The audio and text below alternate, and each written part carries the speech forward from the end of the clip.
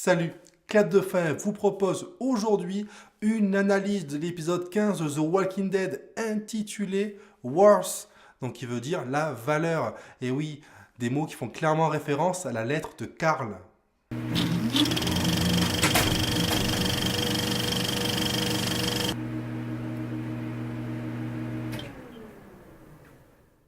N'oubliez pas de partager la vidéo, de vous abonner si ce n'est pas déjà le cas, c'est vital pour le développement de la chaîne. The Walking Dead s'achève déjà la semaine prochaine. Et oui, je continuerai à publier des analyses de l'excellente série Légion, tellement de meilleure qualité que The Walking Dead, et ce dès cette semaine, avec d'abord dans une première vidéo un récap de la saison 1, puis dans une deuxième vidéo, les analyses des épisodes 1 et 2.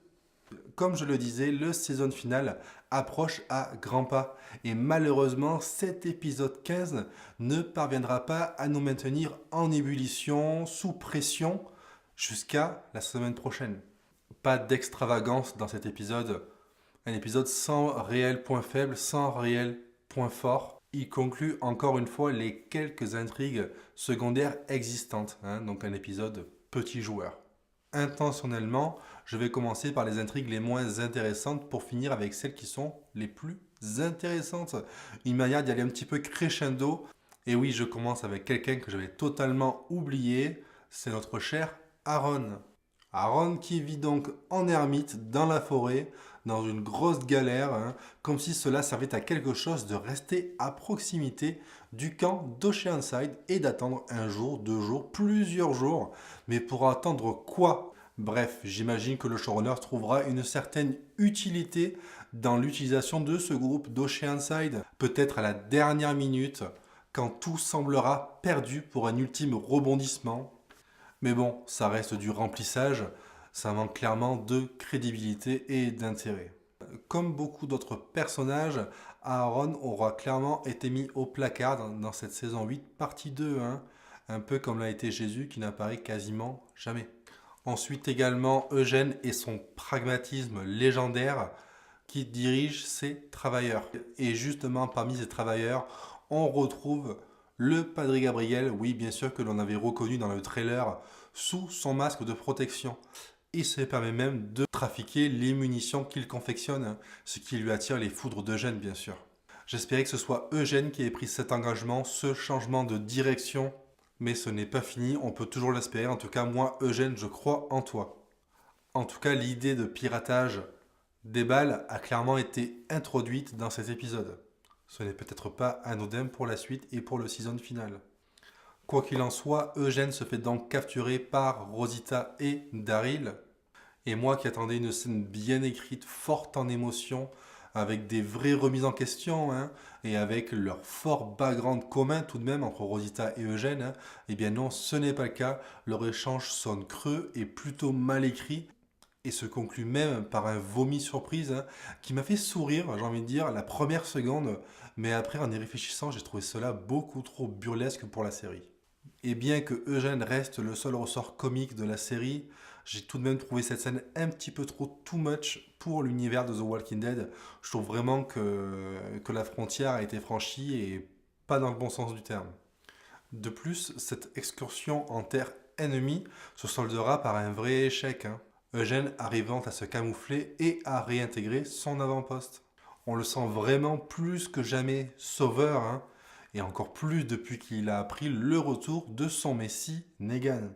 Et donc en guise de scène d'ouverture et de fin dans cet épisode, nous avons droit à la lecture complète des lettres de Carl destinées d'une part à Rick et d'autre part à Negan. Et je me questionnais justement quant à la forme que prendrait cette lecture. Et pour notre plus grand plaisir, ce sera bien Chandler Riggs, donc l'interprète de Carl bien sûr, qui reviendra en voix off et qui se chargera lui-même de la lecture de la lettre destinée à son père. Sur les conseils avisés de Michonne, Rick franchit enfin le pas et affronte le testament de son fils. On y trouve des notions nostalgiques avec l'enfance de Carl, mais également de vrais conseils de vie pour que son père puisse s'épanouir dans le long terme. Il veut que son père propose à tous une vraie société où chaque humain est une valeur, hein, d'où le titre de l'épisode The Worst, hein, la valeur. Les propos de Carl restent certes conventionnels, de plus ils ont déjà été prononcés à plusieurs reprises lors des nombreuses conversations entre Rick et Carl, mais voilà, là à ce moment précis, l'impact est colossal, hein, et ces mots résonnent en Rick et en nous, téléspectateurs. Il reste maintenant à mesurer la portée des mots de Carl, car comme nous le savons, voilà, dans le season final, Rick devrait être confronté à des choix. Et cela nous amène donc bien sûr vers les flash-forward vus à plusieurs reprises, hein, où Rick prononce les mots My mercy prevails over my wrath, hein, ma miséricorde l'emporte sur ma colère. Scène où Rick devrait, à sa plus grande surprise, suivre les pas de Carl, de son fils, et au dernier moment épargner Negan. Nous verrons bien où cela nous mène, en tout cas rien que d'en parler, ça me donne déjà des frissons. Reste à espérer que notre scénariste préféré soit la plume de cette ultime scène. Quant à la lettre de Negan, elle lui est donc lue par Michonne, mais Negan n'en démord pas et coupe court au pourparler, détruit son talkie-walkie et part clairement en guerre contre la Hilltop. Et justement, pour finir, on va parler du Top Guy, hein, et le retour de Negan au sanctuaire. Et au final, les vidéos promo de la semaine dernière qui annonçaient justement cet épisode 15 étaient beaucoup trop explicites. Et comme je l'avais deviné dans ma précédente vidéo d'analyse du trailer, tout s'est exactement passé comme je l'avais prédit. Donc voilà, mais bon, c'est entièrement ma faute. Je n'ai qu'à pas regarder ces foutues vidéos promo. Bref, Negan revient en force et recadrera à merveille ces deux petits rebelles, ces enfants terribles, hein, que sont Simon et Dwight Tooney. Ils vont tour à tour être manipulés par Negan et vont donc révéler leurs véritables intentions. De son côté, Simon aura l'immense honneur de pouvoir prendre la tête des sauveurs, hein. Negan lui laissant clairement l'opportunité d'un combat à main nue, hein, dans les règles de l'art, hein. Donc c'est vachement chevaleresque, bravo. Quant à la crédibilité, ben, je ne sais pas, certains, je pense, ne s'y retrouveront pas. Quant à Dwight, sa trahison est révélée. Et oui, comme tout le monde s'en doutait, c'était logique, Laura a bien refait son apparition et c'était bien elle, l'invitée mystère. Je le rappelle, Laura était la seule membre des Sauveurs à connaître la vérité sur Dwight, hein. Mais avant cela, Negan se servira justement de cet élément, de cette traîtrise, pour que Dwight informe la Hilltop et leur délivre de fausses informations qui les mettront grandement en péril dans le season final.